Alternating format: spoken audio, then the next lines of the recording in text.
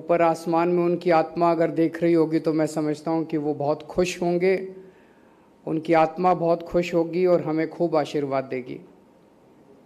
बाबा साहब अम्बेडकर ने अपने जीवन में सबसे ज़्यादा महत्व शिक्षा को दिया।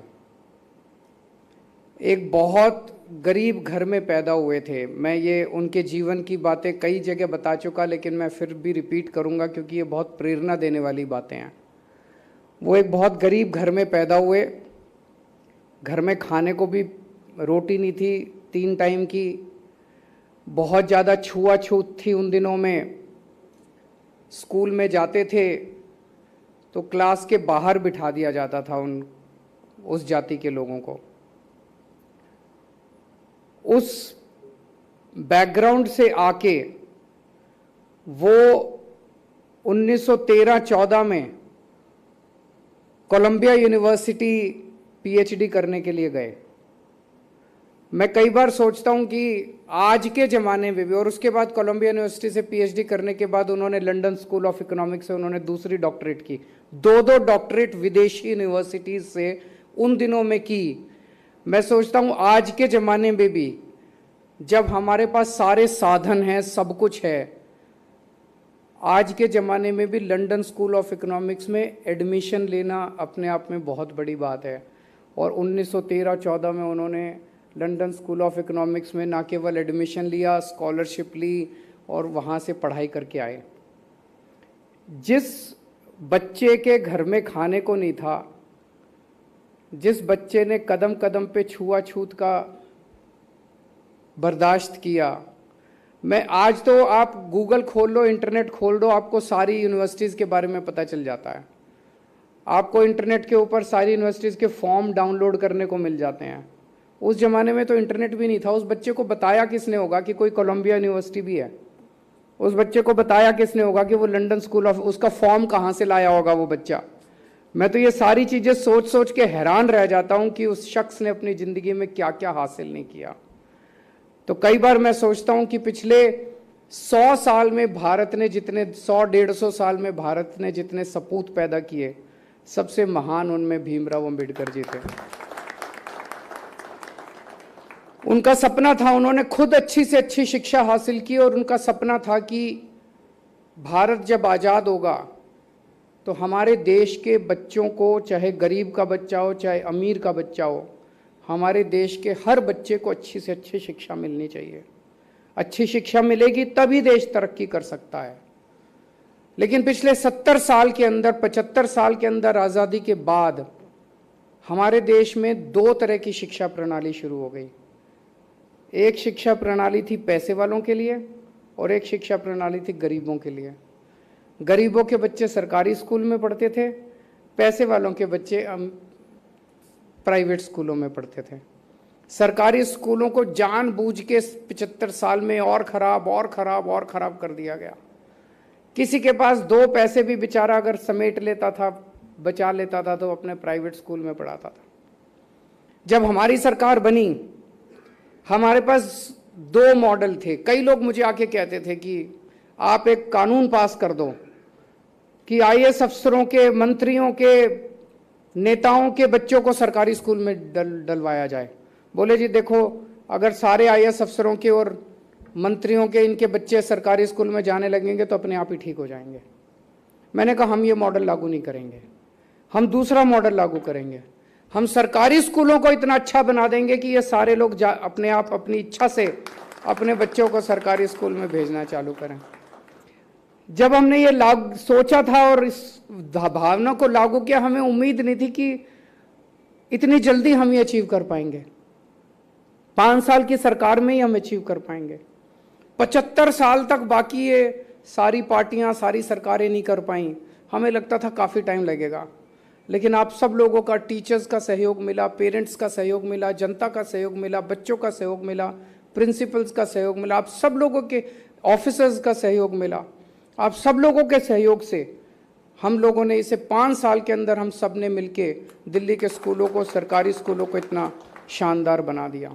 तो आज हालत यह है कि हमारे कई एमएलए ऐसे हैं जिनके बच्चे, हमने उनको फोर्स नहीं किया, वो इच्छा से अपने बच्चों को सरकारी स्कूल में पढ़ा रहे हैं। मैं कई वकीलों को जानता हूं जिनके पास खूब पैसा है, वो अपने बच्चों को इच्छा से सरकारी स्कूलों में, इस साल 4.25 लाख बच्चों ने अपने नाम प्राइवेट स्कूलों से कटवा के सरकारी स्कूलों में भर्ती करवाया। तो मुझे बेहद खुशी है कि बाबा साहब अम्बेडकर का जो सपना था कि इस देश के गरीब और अमीर बच्चों को एक जैसी अच्छी शिक्षा मिलनी चाहिए, वो सपना अब पूरा हो रहा है। एक दूसरी बात बड़ी अच्छी हो रही है आजकल इन दिनों में। पहले राजनीति हमारे देश में इतनी खराब हो गई है, इतनी खराब, गाली गलौज, गुंडागर्दी, ये वो, इतना, कई बार तो लगता है यार ये क्या हो रहा है, ऐसे थोड़ी देश आगे बढ़ेगा। लेकिन पिछले कुछ महीनों से एक अच्छी बात हो रही है, राजनीति के अंदर स्कूलों की बात होने लगी है, आपस में कंपटीशन होने लगा है। दिल्ली में कहते हैं, हम लोग कहते हैं हमारे स्कूल बड़े अच्छे, वो कहते हैं इनके स्कूल बड़े गंदे। हरियाणा में हम कहते हैं इनके स्कूल बड़े गंदे, वो कहते हैं अपने पहले दिल्ली के स्कूल देखो। फिर गुजरात में हम जाके कहते हैं देखो इनके स्कूल बड़े खराब, वो कहते हैं अपने दिल्ली के स्कूल संभालो। अच्छी बात है, अब तू मैं स्कूलों पे हो रही है, ये अच्छी बात है, इससे सुधार। कल मैं देख रहा था, अभी 2-3 दिन से हमारी विरोधी पार्टियों के लोग दिल्ली के स्कूलों में घूम घूम के हमारी कमियां निकाल रहे हैं। तो एक एमपी को मैंने देखा, एक बाथरूम में गया, बाथरूम में एक टाइल टूटी पड़ी थी, उसके सामने खड़े होकर उसने फोटो खिंचवाई, देखो केजरीवाल के स्कूलों का क्या हाल है, टाइल टूटी पड़ी है।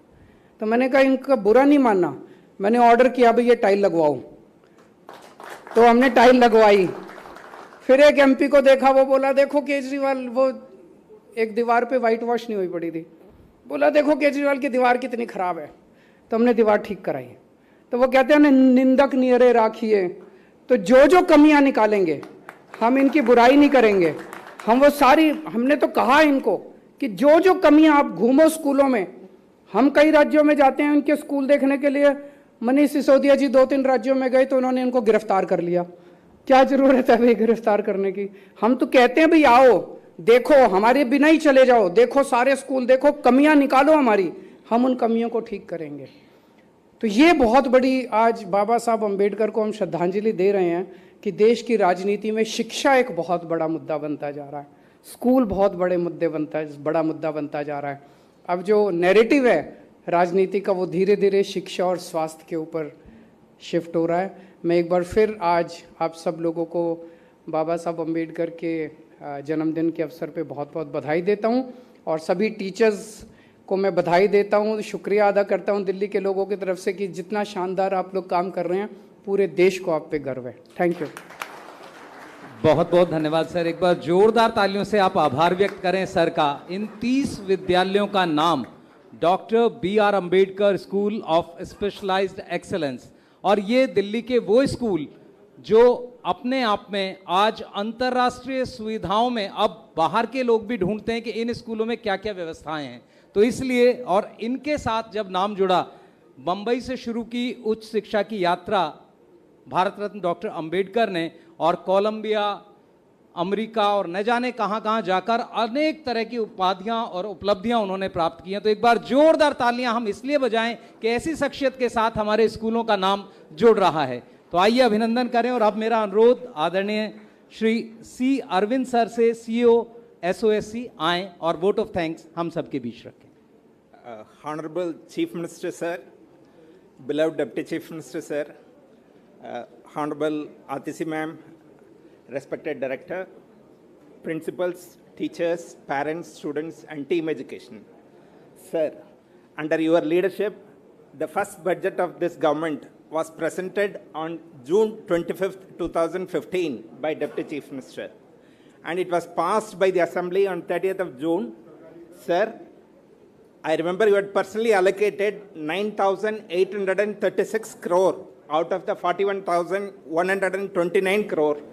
That is 25% of the entire budget was allocated in your first budget. Sir, I remember within 4 days, that is on July 4, 2015, you had convened a meeting of all the principals, that is 1,000 plus head of schools, to Tyagaraja Stadium, and you had requested all of them who have selected by UPSC, kindly give your dream blueprint for your respective school. within 15 days, I will get it done. Sir, you brought money on the table first, passed by the assembly, you took the confidence of all the principals and the teachers and executed and started the dream. Sir, the rest is history. Day after day, week after week, year after year, your commitment for excellence in education has made Delhi the role model of governance in general and education in particular. Be it the First Lady of the United States of America or the Chief Minister of Tamil Nadu. Now it has become a very ritual for all the visiting dignitaries to visit Delhi government school. We are proud.